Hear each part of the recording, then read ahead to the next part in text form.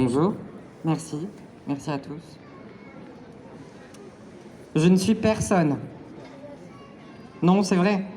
Je fais partie d'une foule de citoyens sans aucune importance particulière. Mais à quelques exceptions près. Déjà, j'ai des yeux pour voir. Voir, chaque jour que Dieu fait, un génocide en direct live, diffusé par ses victimes et leurs bourreaux. J'ai donc aussi un cœur pour ressentir. Ressentir un milliard de sentiments différents. Une infime partie des souffrances du peuple palestinien, par exemple. Ces capacités-là, ce n'est pas grand-chose, vous me direz. Mais c'est déjà bien plus que tous les dirigeants occidentaux réunis, visiblement. J'ai d'autres petits trucs en plus. Le privilège blanc. Un passeport français. Des choses qui nous paraissent banales, auxquelles on ne pense même plus, tellement ça va de soi. Mais c'est justement ce qui va nous permettre, moi et des centaines d'autres activistes, de nous rendre utiles physiquement sur le terrain, directement auprès des populations palestiniennes de Cisjordanie, que ce soit auprès de l'ISM, FASA, Looking the Occupation in the Eye ou autres. Nous sommes des humains qui n'ont pas beaucoup à perdre, mais qui n'ont certainement pas perdu leur humanité. Nous partons servir de ce que certains appelleraient des boucliers humains, volontairement. Beaucoup nous demandent « Mais vous n'avez pas peur ? Pourquoi prendre de tels risques ? Il y a quelque chose qui tourne pas rond chez vous ou quoi ?» Oui, il y a quelque chose qui tourne pas rond. Depuis maintenant plus d'un an, nous sommes en deuil perpétuel. Depuis plus d'un an, nous voyons les cadavres s'accumuler dans l'indifférence et le mépris général. Certains d'entre nous en sont allés jusqu'à s'immoler devant des ambassades sionistes et des médias par protestation.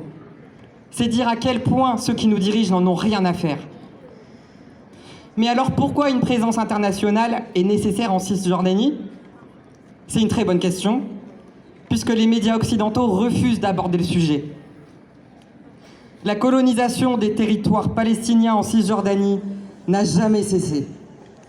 Je devrais dire colonisation illégale, mais pour moi c'est un pléonasme, et ça devrait l'être pour tout le monde. Les Palestiniens là-bas subissent des attaques quotidiennes des colons, armés pour la plupart, mais aussi de l'armée d'occupation.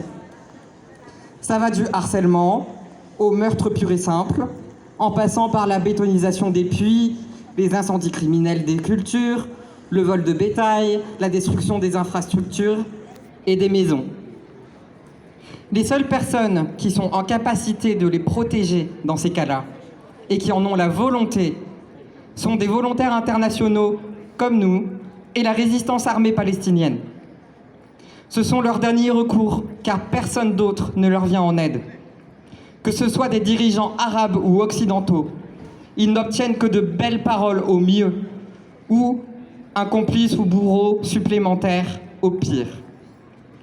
Combien faudra-t-il encore de travailleurs humanitaires et bénévoles tués avant que nos pays, qui semblent avoir le loisir de s'accaparer les richesses du Sud à leur bon vouloir, agissent enfin au nom de l'humanité ? Combien encore de Rachel Corrie ou Aïchenur Ege avant que nos dirigeants voient enfin nos frères et sœurs palestiniens comme des êtres humains ? Et même si l'horreur a l'air sans fin, vous qui êtes humains, je vous en conjure, n'abandonnez jamais votre humanité. Continuez à hurler de toutes vos forces pour ceux qui ne le peuvent plus. Continuez à interpeller vos dirigeants et représentants par tous les moyens possibles. Continuez la lutte jusqu'à ce que nous puissions enfin danser sur les ruines du mur de l'apartheid. Et même si l'horreur a l'air sans fin, et même si elle semble empirer, n'oubliez pas que c'est aussi le comportement d'un animal enragé, mourant. Inch'Allah. Merci.